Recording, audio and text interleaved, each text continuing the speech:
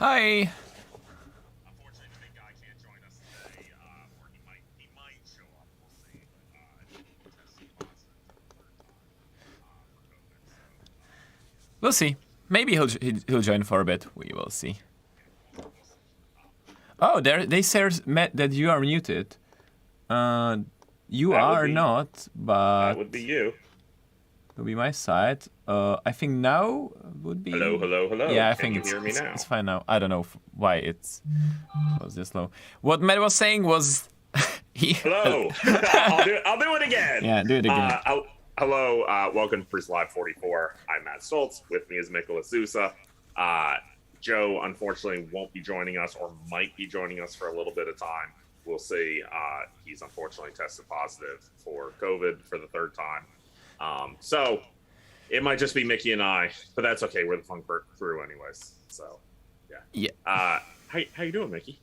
I'm doing good, and we Good. have for kind of the rare occurrence where Yeah. someone from the other teams at Prusa will be joining us as a guest. Yeah. So that's nice. I'm looking forward to that. Yeah, absolutely. Later on, we have Adam Pinkner from the Prusa Polymers team, getting my P's all mixed up there at the Prusa Polymers team, joining us to talk about the new PA11 and what all they're doing over there in Extrusionville. But all right, Chat, just give me a heads up. Like, is the audio of Matt? Is it okay? Some of you are still that's a little bit weird. I'm gonna pull you up a little bit. Hopefully it will be fine. If it's still weird or something, just let me know in the chat and I will increase them. Okay. yeah, hopefully we can get that fixed. Yeah. Okay, Mickey, what's your Printables pick of the week? My print is I featured I think A models month, from. I guess, at this point. Oh yeah. I featured prints from Michal Fanta. I think at least once before, and I have another one. It's this. Oh yeah. Awesome stackable box from one of the latest contests, and I have... Yeah, that one was crazy going through because most of the boxes were like little boxes, which is kind of what I had originally imagined. But this thing's like this thing and is... with the stackability, it's like competing with like the sustainer system out there for being able to. If I print a few more, I think I might be able to finally organize my little engineering workshop then at home. So yeah, they are really nice. So they are by Michal Fanta, and you can find them on Printables. How much filament are you going through on those though? It's not too bad. It's it's a box, so no infill or anything. Yeah. But yeah, a kilogram spool will make you maybe like 3 or 4 of those black boxes. Okay. So, all right, that's not too bad. It's not too bad. What do you have, Matt? Fantastic. All right. So when we went to Earth, Murph, not Earth. When we went to Murph, somebody showed up in our booth and brought these little articulated geckos that had magnets inside of them and stuck them to the side of the enclosure. And I thought they were just the cutest little things. So as I was going through, I found one of the articulated gecko. This is the articulated lizard V2 from McGeeber or something, McGuybeer. I don't know. But yeah, I thought it was fun. So this is the one where you can put magnets in? There's no holes for magnets necessarily, but a negative feature put in would be easy to add magnets just right within PrusaSlicer. So yeah, and then I printed it in the lime green, which has that nice shine to it, which makes it show up for crap on the camera right now. But so nice. I'll print it on the mini. He curls up too, so he fits on the bed real nice. Oh so, yeah. Just a fun little fidget. I'm probably going to give it to one of my neighbors because one of the neighbor kids because they wanted to print.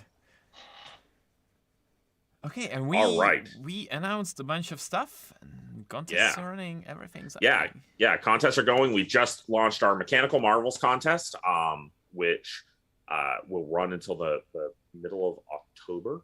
The idea on this one is just make something cool that has spinning gears or moves in some fun way. Previously we had done the clock contest, which had all kinds of mechanics fun and things like that, but that was, very focused on a very specific, clock task. This is, kind of do whatever. So yeah, we're super excited to see what you guys come up with that one. I really want to see a bunch of little automata, little turn the cranks and make running stuff on the move. booth. That's what I'm really hoping for. But yeah, so that launched on Monday, and yeah, go check it out. Looks like we're already getting some in there. Yeah. Filament sample swatches are running right now. That will be closing up on Sunday, and yeah, another flash contest launching on Friday, just like every Friday. Awesome. Super exciting.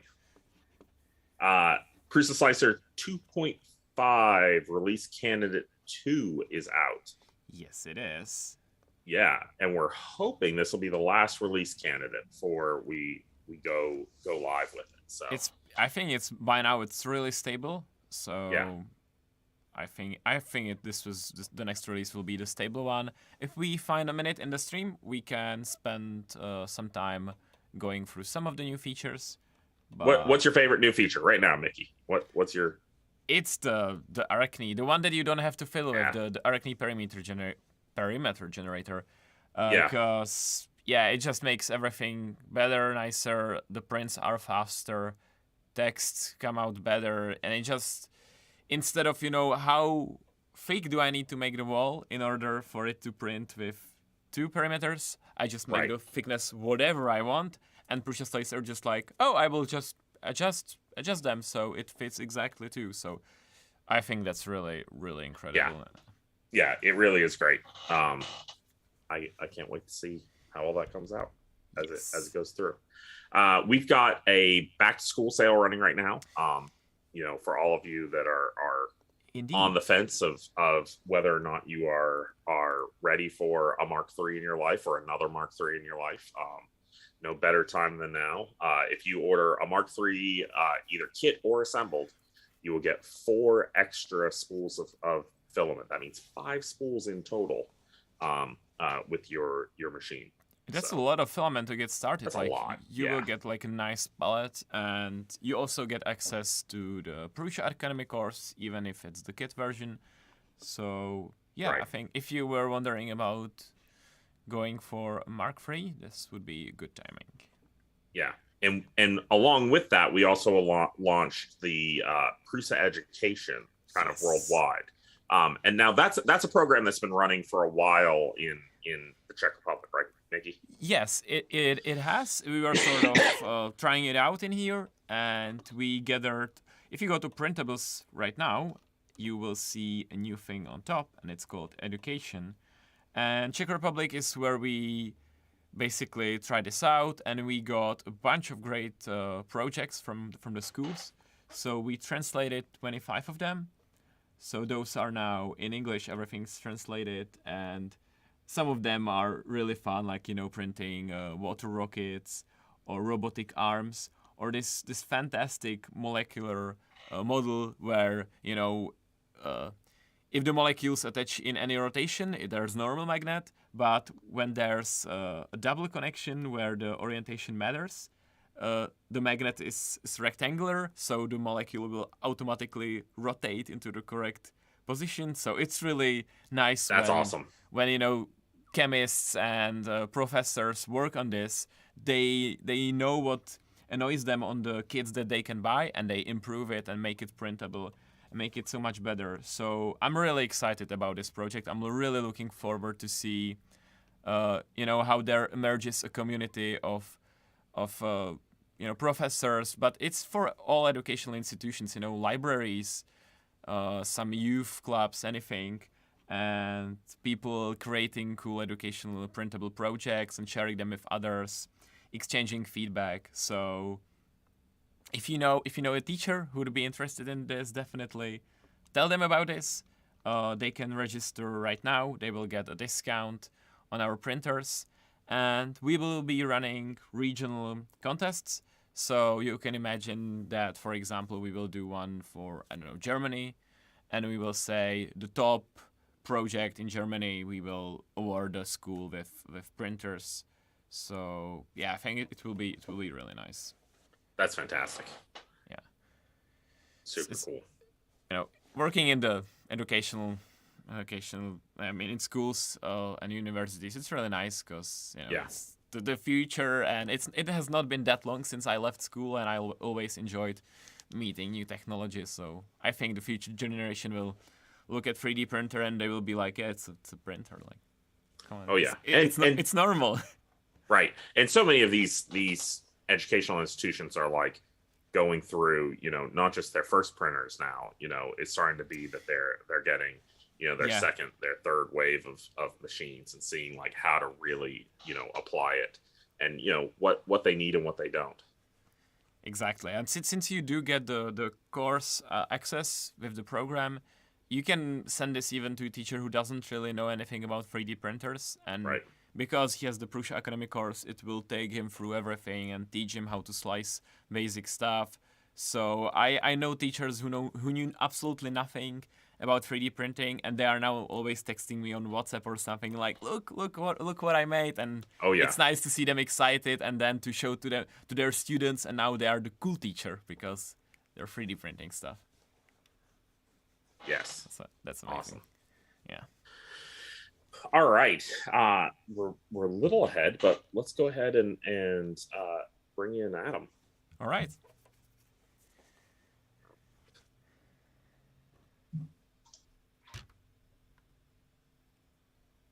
Hello, Adam. No, there he is. There he is. We got him. Hi, Adam. Hello, Adam. Hello. Hi, everyone. So, joining us is Adam Pinkner. He is one of the members of the Prusa Polymers team and has been working on the new PA11 that we launched a few weeks back. Adam, tell us a little bit about yourself and what you do on the Polymers team specifically.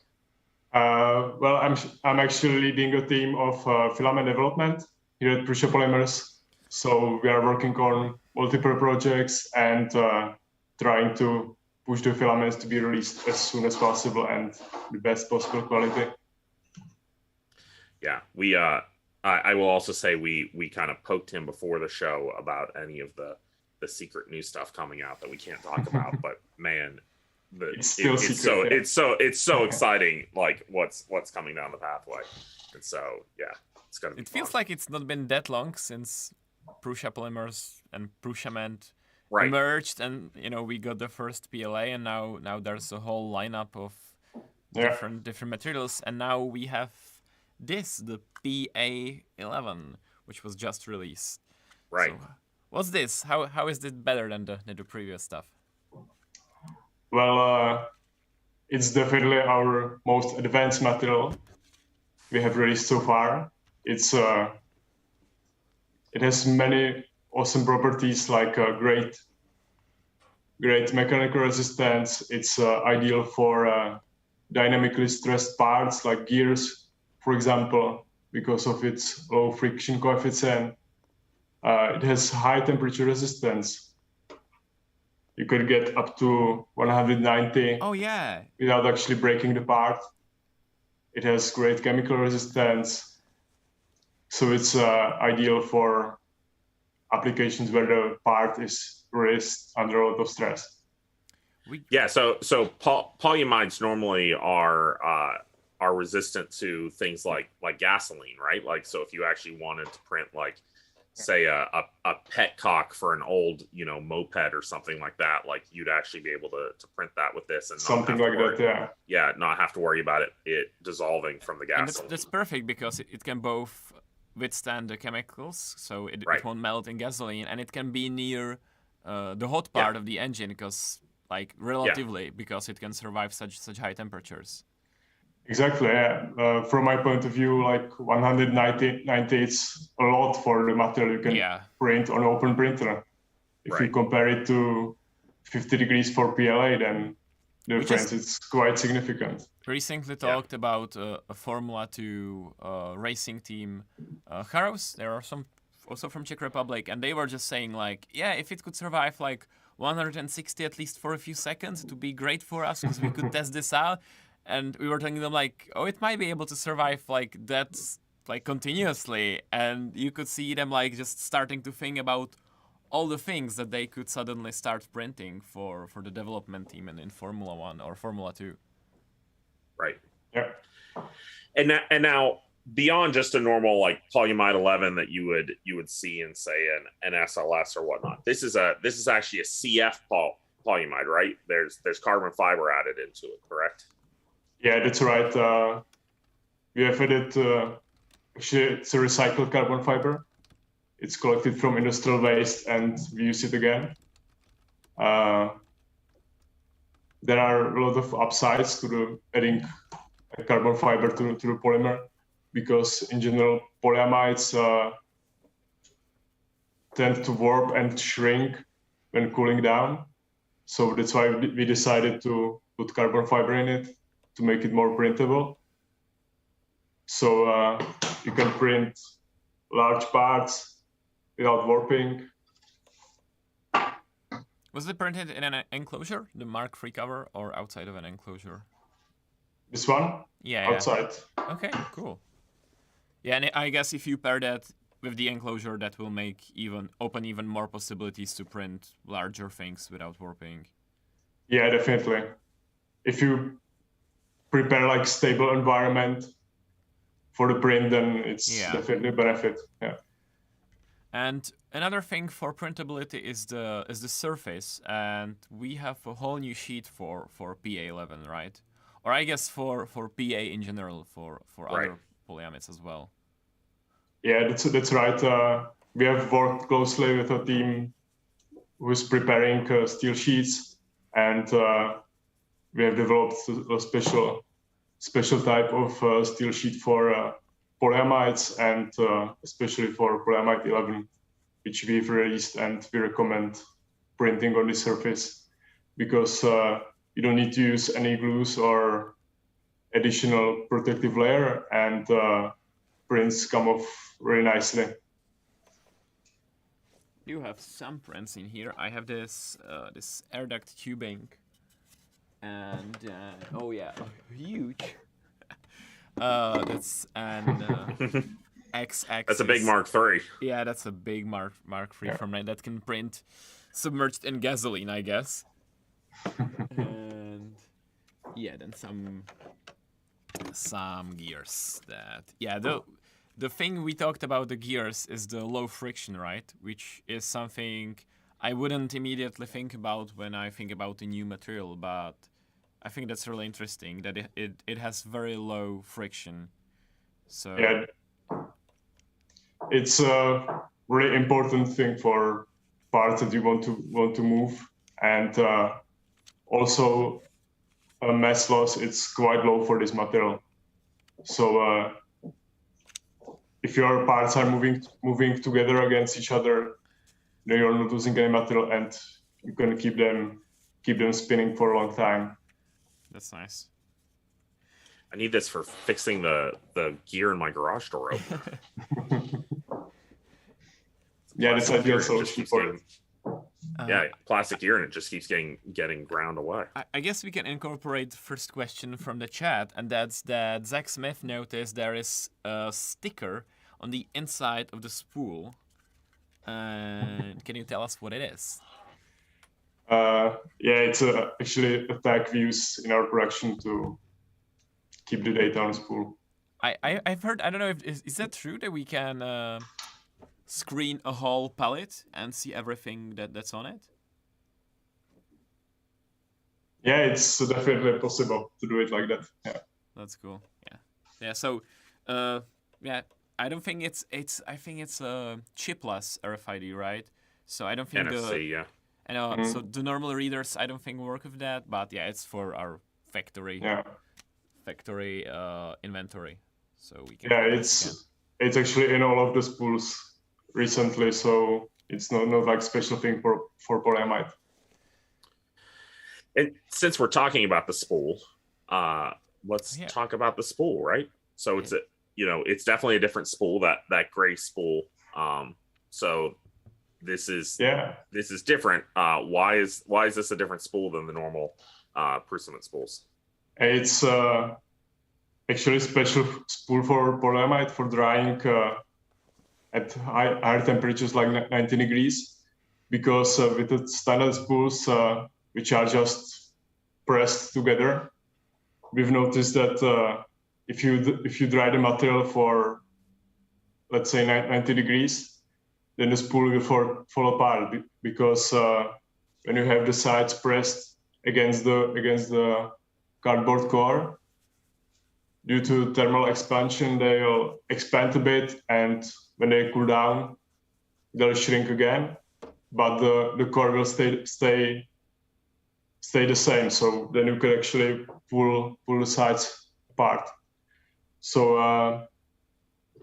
it was not ideal for polyamide that you need to dry from time to time, and that's why we decided to actually glue the sides to the cardboard core, so it won't fall apart, and just to differentiate them from standard spools, we made them gray.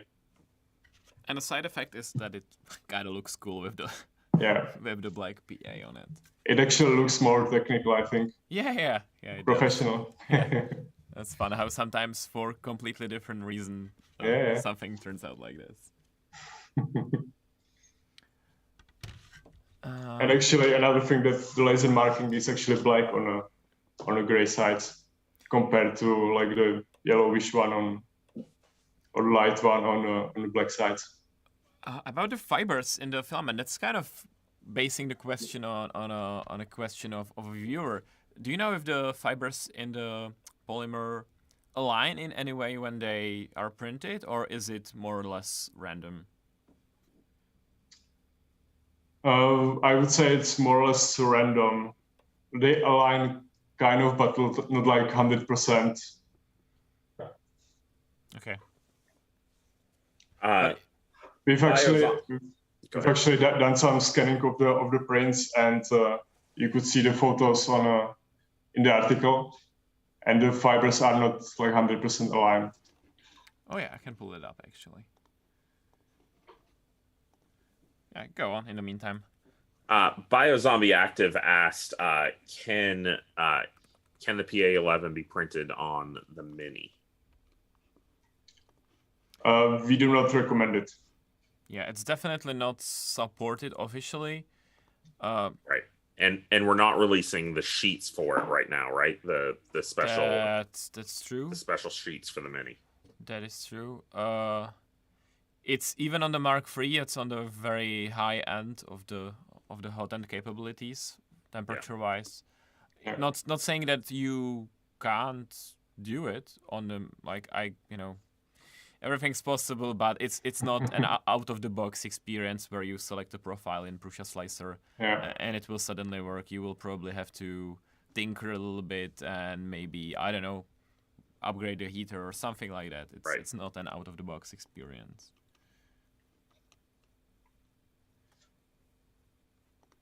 Oh yeah, that photo of the carbon fiber is very, very cool. Oh yeah. Will we see something like a PETG carbon fiber, or if you were not thinking about it, someone in chat was asking for it, and I can vouch for that suggestion, because I just like how all the carbon-filled filaments are matte black. It just looks really good when printed, hides all the imperfections. Would have been great for a lot of the camera competitions too, because of the better light absorption and not having penetration. Oh, that's right. Yeah, I'm not really a huge fan of like carbon fiber PLA and PTG, because you could add the carbon fiber to more exciting polymers like polyamide or PC blend or whatever. But like from the point of visual effect, then it kind of makes sense. And we are talking about PA11. I believe that's like the number is the number of carbons in the polymer chain or something like that, right? Yeah, it's you have a lot of different types of polyamides, which are marked by number behind the PA, and It's actually a number of carbon atoms in the parent compound. Okay. And so basically, if you have, I don't know, PA 6.10, then you have two different compounds, like one having 10 carbon atoms, the second one having 6 carbon atoms, and they kind of make the polyamide. Okay. And I think six is usually the one we commonly like at least hear about. Maybe 12 as well. Yeah. Can you just give like a brief, like where does PA11 stand, like between them? Yeah, as you mentioned, the most common ones for FDM 3 printing are 6 and 12. We're actually thinking about using one of those, but there are a lot of disadvantages to both types.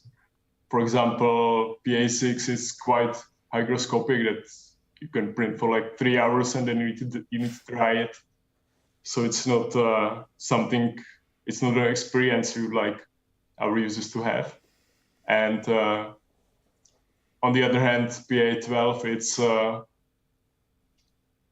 it's more complicated to print. It requires higher temperatures, it's warping, it requires special treatment of the steel sheet and so on. So we've decided kind of for material that's not usual for FDM3 printing, which is PA11. It's kind of like middle ground for in terms of polyamides, like eliminating some of the disadvantages and still be printable. It's actually used a lot in SLS technology. Mm-hmm. Okay, so you might see it as a powder. Yeah. Okay, yeah. Okay, thanks for that. I learned something. Yeah. Always fun to find out. So we keep adding on more and more different types of filament out there. Starting with PLA, and then we quickly did PETG, and then PC blend, and ASA PC blend. Now we're at PA11. How many extrusion lines are we running at this point to keep pumping all this out?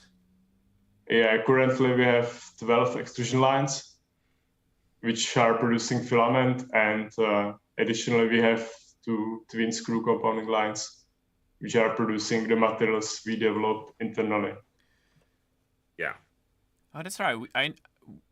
I know we had one compounding line, but I don't think I've yet seen the second compounding line. Is it bigger, more powerful? What's the deal with the second one? Yeah, it's much more bigger, and we actually needed to get the second one for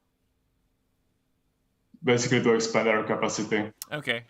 And the compounding lines are what are needed for adding in like the carbon fiber and things like that, right? Yeah, basically. For example, not only carbon fiber, but other additives and fillers as well. And they're actually great for mixing stuff together, because inside there are two screws which melt and mix the components together, which is not that efficient on standard extrusion lines, which only have one screw. Mm-hmm. So that's why you basically need to like premix and then prepare like pellets which are used for the filament extrusion. And if I remember correctly, we have a printed part, or at least we had for a while, on one of the compounding lines. Yeah, that's right. Yeah, basically there was on the compounding line you have like huge engine that's This is it, right? That's the one. Yeah. And the power of engine is actually divided into 2 screws, and that's why you have a gear here. You can see on a photo, and one day it just broke down, it was made from steel, I think.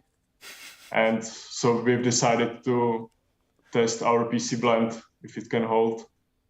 And we ran it for like 2 or 3 weeks before we got the new part. So it was before we released PC blend. Uh-huh. So it was like a good sign for us that this is the right way to go, because this material is really durable.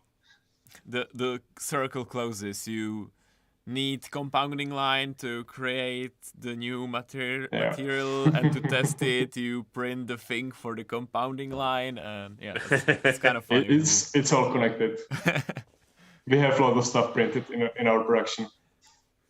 Oh yeah, that's right. On the filament lines as well, right? There's a ton of stuff printed. I know there's the black box for measuring the diameter and the color measuring, and all of that is in printed boxes and stuff.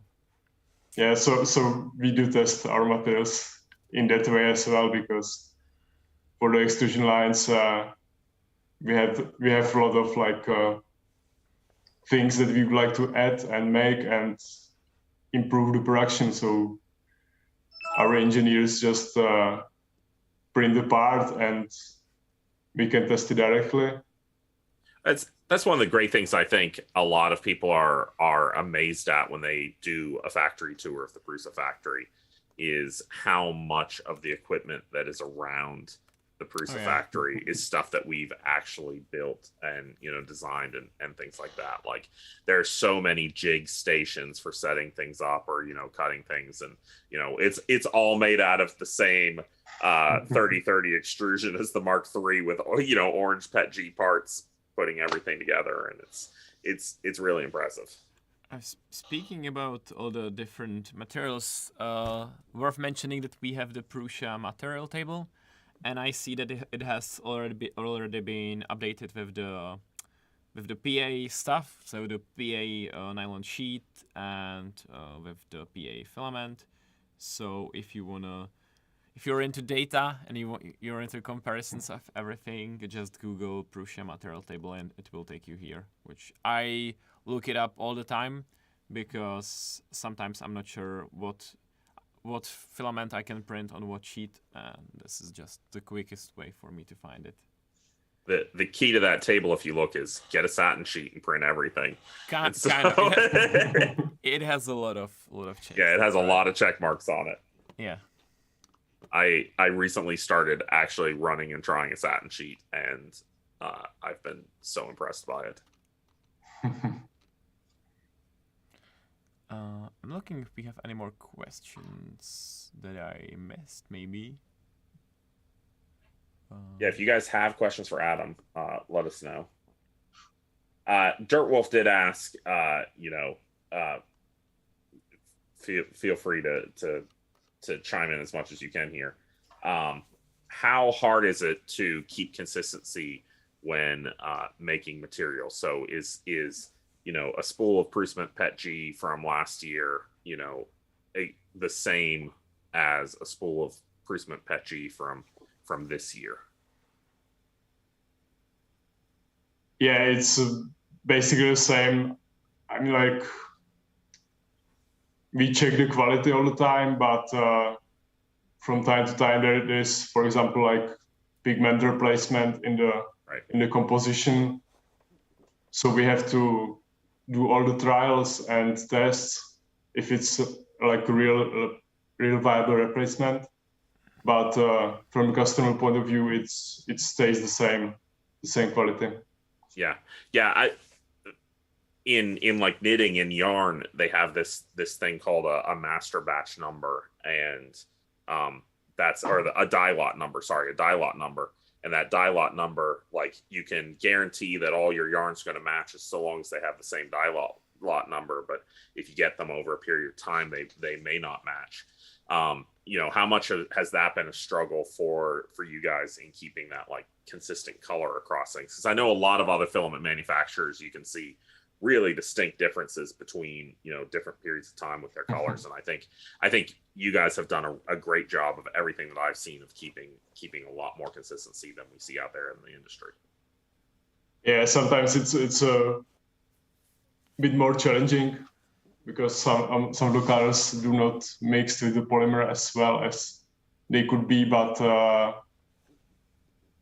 so far we've been checking the color quite consistently, and like every spool has its own diagram of like color consistency, so we can compare it to the next one and keep the color consistent, like across the whole batch of the material and across all the spools.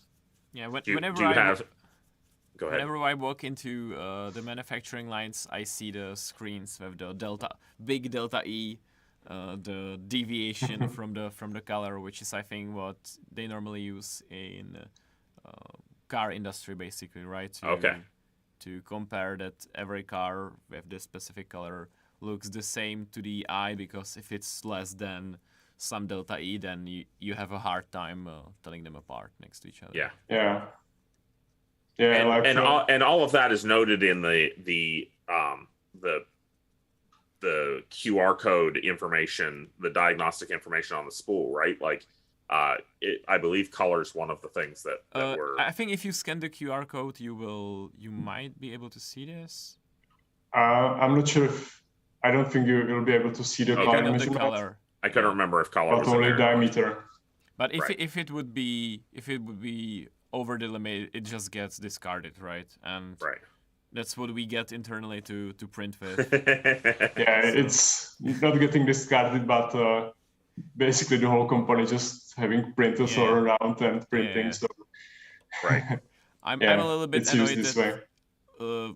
You got so good at this that you have very few bad spools, so we no longer have million spools, but that's a good problem to have. You may not be annoyed. You may be annoyed with it, but I bet Andre is not. So it's good for our production, but not so much for the rest of the company. Mihai Designs is asking, what's the shelf life? Basically, how long would you keep PA11 opened, and maybe how long do you think it will be fine if it's in a sealed container? If it's for how long it's printable, it really depends on an environment you have around. You can print it for days or for months without drying, but we definitely recommend to dry it from time to time if you see some effects or defects on your print, then it's it might be because of the moisture. What would we see, like a stringing or a popping sound from the water or something like that? Yeah, you could get stringing, popping. It's basically water trying to get out, and that tells you it's time to dry your spool. Yeah. And how are you recommending that people dry their filament currently? We recommend drying it for 4 to 6 hours at 90 degrees. Okay. In just an oven or like a dehydrator specifically, or? Oh my god, I'm doing it again wrong. Well, it really depends on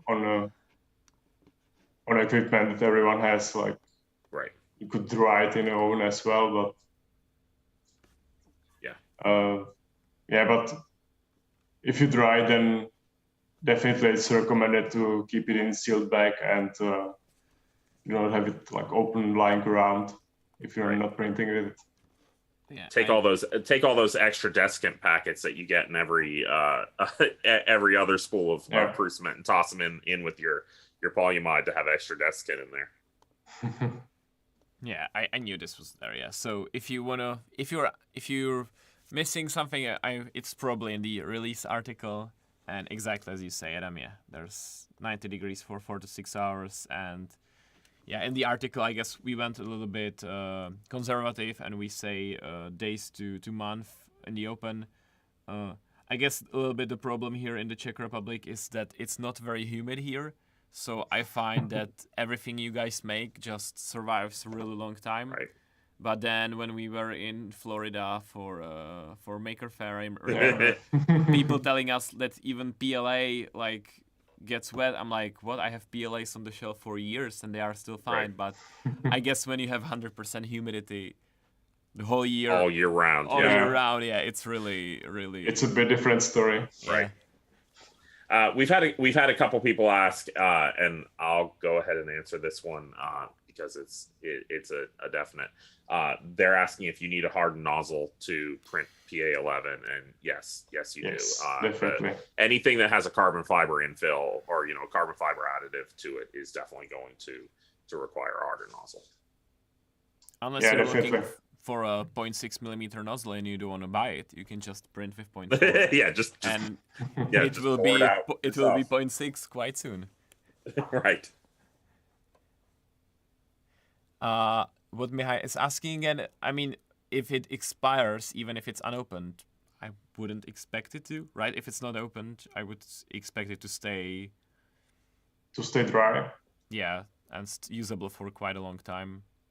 Yeah, we've actually done some trials about it when we kept the material locked in a bag for like a couple of months, and it was still fine. So again, it really depends what's the humidity outside, because in Czech Republic it's not that high, but yeah, it most likely is gonna be fine if you don't have it in like Florida or other humid place.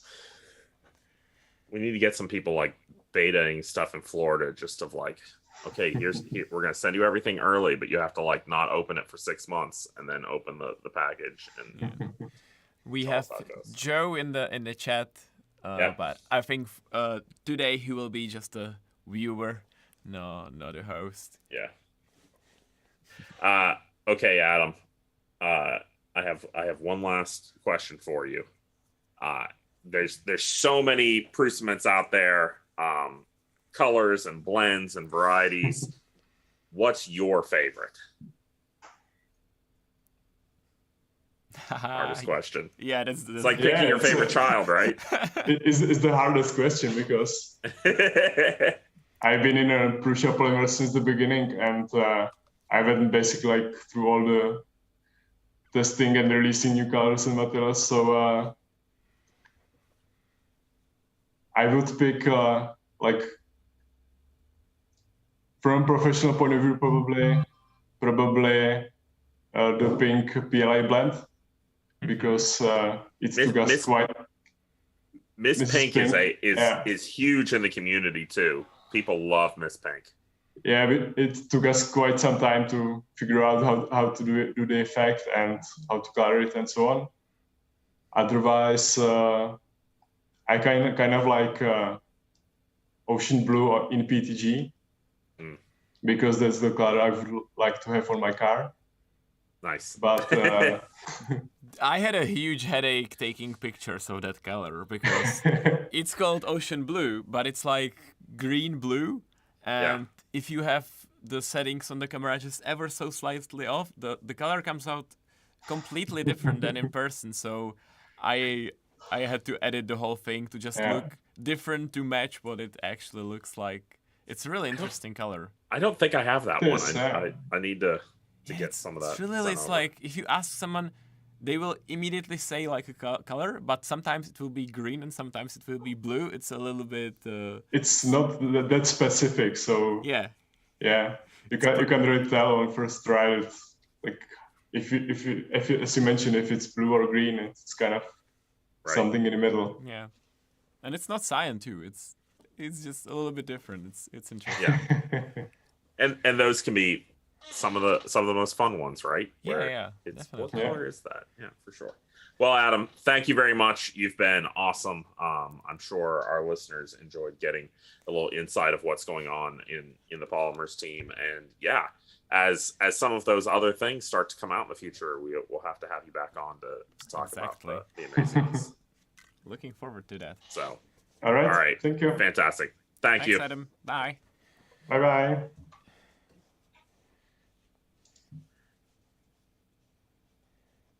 He's already gone.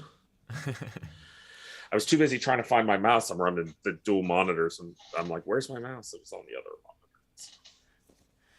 Yeah, it was very nice to have someone from the Polymers team, and especially Adam, who, like he says, he's been through the development of of everything basically since the beginning.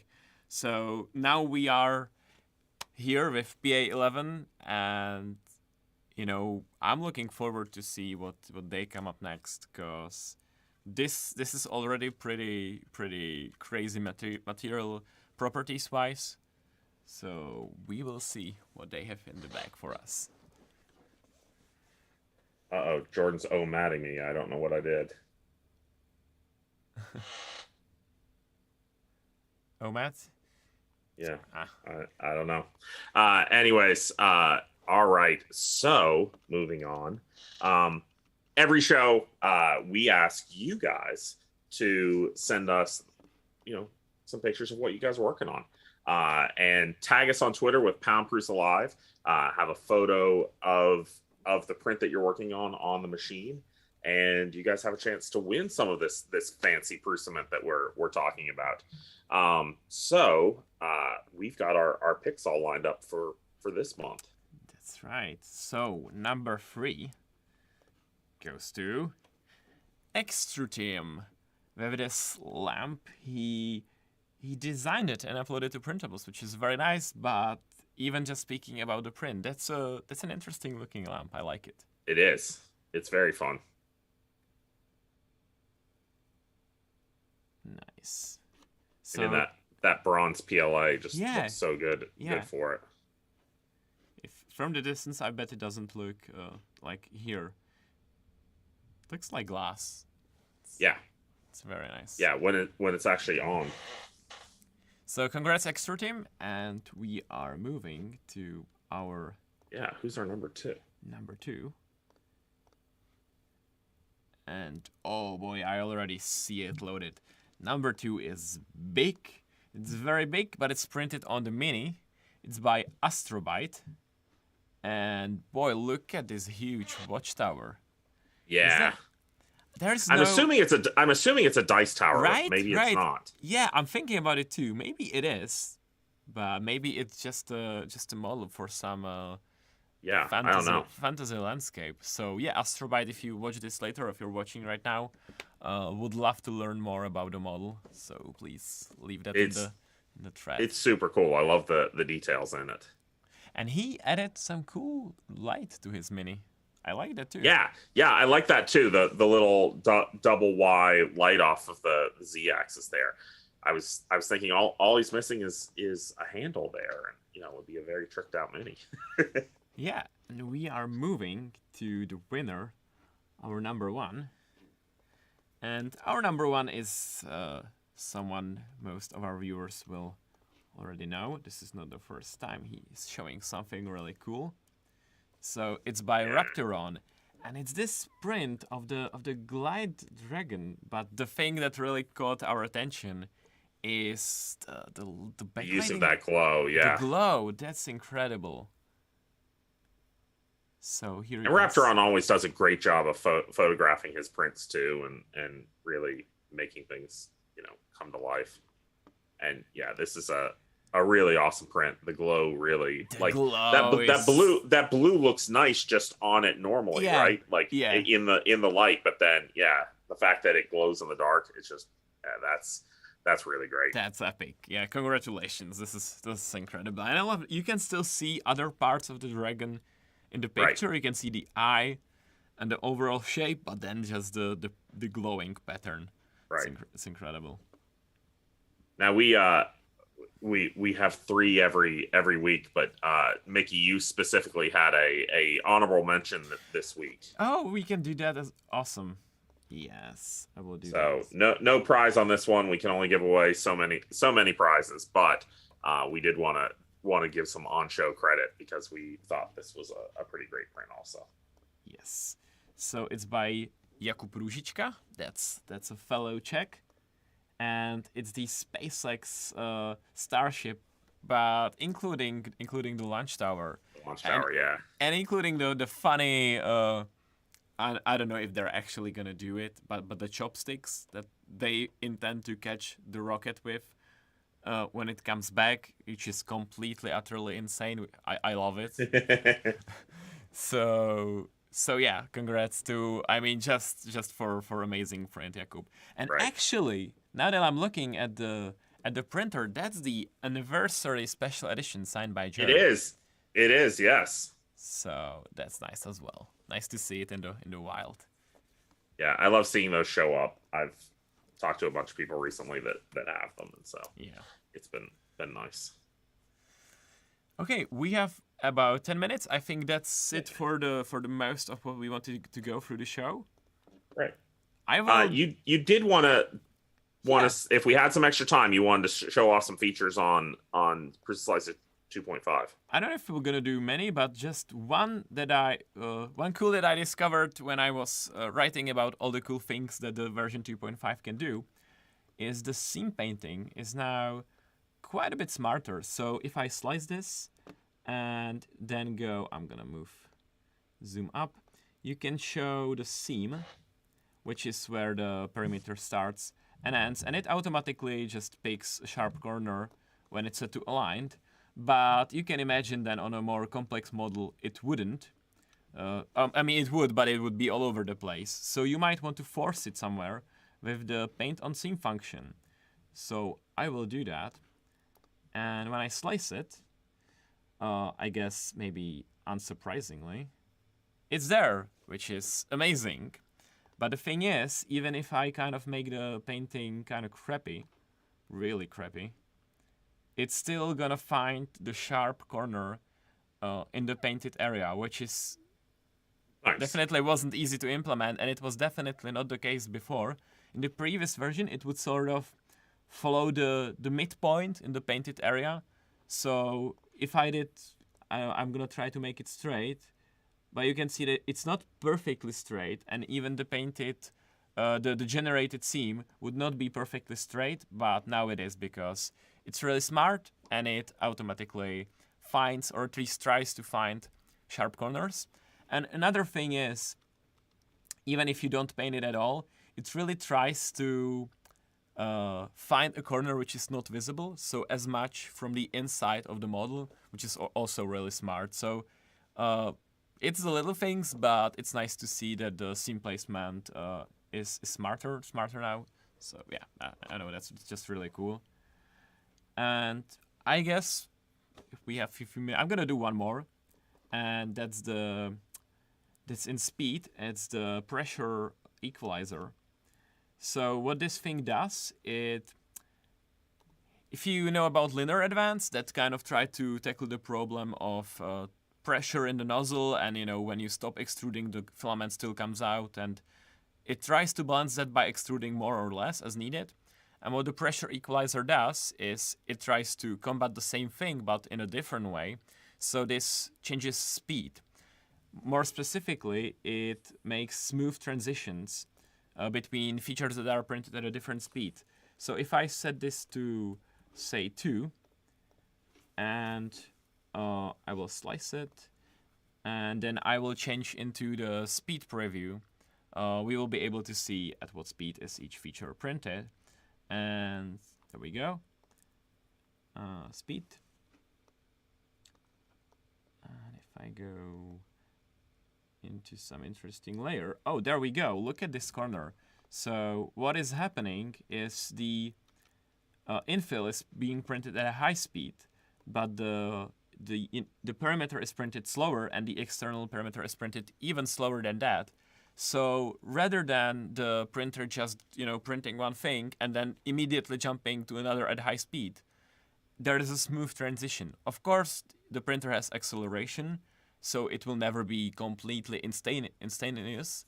But, acceleration on current 3D printers is so high. So this transition will be very, very quick if you just let the printer do its thing. But this actually plans slower movements in the G code, so the transition can be much smoother. And if you make this value lower, it will make the transitions even smoother.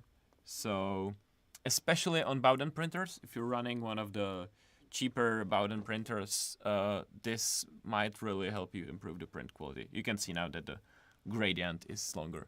So these are just two highlights. We will be sharing a whole video and article about the new features in PrusaSlicer 2.5, which I think will be coming out next week, the final version.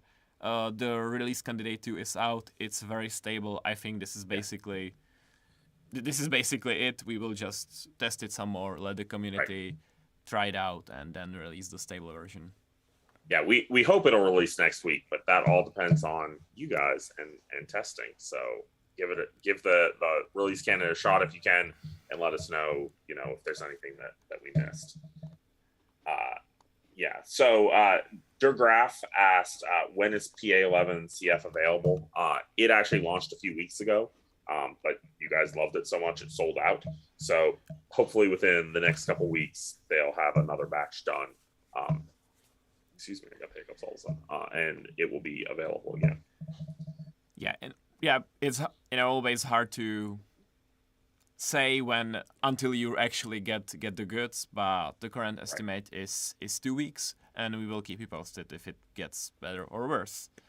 One interesting thing I saw just before the stream is, I don't know if anyone watches Linus, but Linus released a video about their new screwdriver, and it features a lot of 3D printing, so it's basically a nice view into, if someone asks you what is 3D printing good for, like for product prototyping, it's incredible. So, and yeah, it features the Mark III, which is nice to see. So that's just something you can see in a latest video from Linus. I mean, that's where the RepRap name came from, right? Replicated wrapping prototypers. The idea that you were prototyping with them. Yeah. But now we've discovered we can go beyond prototype and we can actually do production work with them, which is pretty amazing. Yeah, especially if you only need small volume or medium volume, you can definitely get away. Customization, quick turnarounds. Yeah. The many of the Wi-Fi firmware that's available in a developer build, so you can try that out. I don't think we have a final date for when the final version will be released. That obviously depends on polishing of it and fixing all the bugs that you all will find when you're trying it out. All right. Any more questions out there, guys? The back to school promotion is running, I believe, till September 9th. That's where you can get the 4 extra spools, so 5 kilos of extra filament. So if you're wondering about considering, or someone who was thinking about buying Mark III, remind them about that so they don't miss it just by a few days and they miss on all the free Prusament. So that's nice. If you know any teachers, we talked about the Prusa Education program, so that's live right now. Next week will PrusaSlicer 2.5 be released? Most likely yes. But of course, if we find a critical bug, we will have to fix it and test it again. So, but most likely, yes, that's right.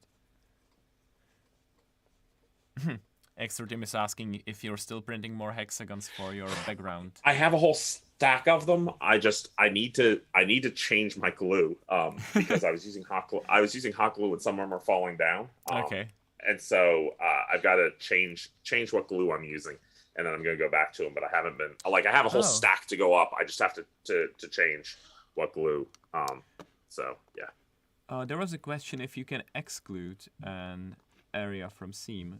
So yeah, just like the different painting tools in PrusaSlicer, left click enforces. I think shift click erases, and then right click, the red color is blocker. So now you will be telling PrusaSlicer, put the seam where you think is good, but not there. So if you have a figure or a part that needs to fit with something else, you can mark these areas and be like, do not put it here, and it will put it elsewhere. So yes, you can definitely tell PrusaSlicer that.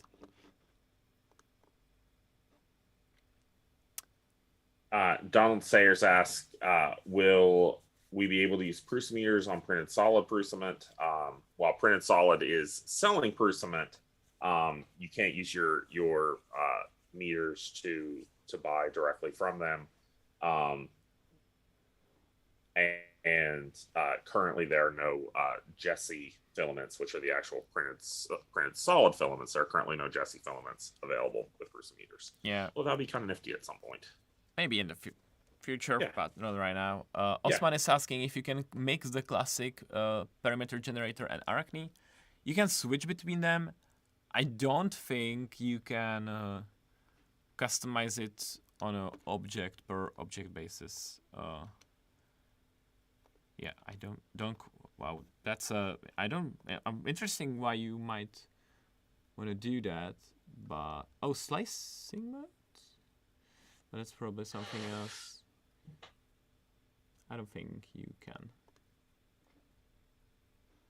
Yeah. So that's probably no for now. Will Mickey be at Earth from Jordan? This will be our last question. We don't know if any of us will be at work or at Earth yet, but most likely we will be at Earth. Yeah. Yeah. So, but with that, that's our show. That's it. Yeah, absolutely. But that does bring up a good point. Earth is coming up for all of you here in the U.S. East Coast Rep Fest, October 7th or somewhere around that. I forget the exact day.